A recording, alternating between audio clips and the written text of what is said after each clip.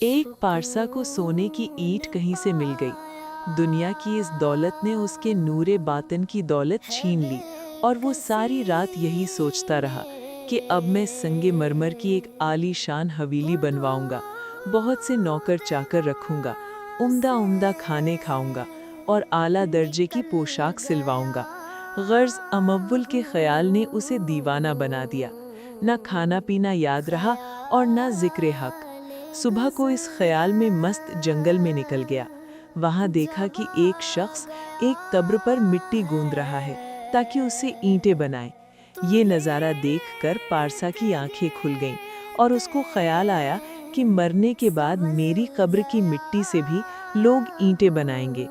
عالی شان مکان، اعلیٰ لباس اور عمدہ کھانے سب یہیں دھرے رہ جائیں گے، اس لیے سونے کی اینٹ سے دل لگانا بیکار ہے۔ ہاں، دل لگانا ہے تو اپنے خالق سے لگا۔ یہ سوچ کر اس نے سونے کی اینٹ کہیں پھینک دی اور پھر پہلے کی طرح زہد اور قناعت کی زندگی بسر کرنے لگا۔ اس حکایت سے ہمیں یہ سبق ملتا ہے کہ دنیا کی دولت وقتی ہے۔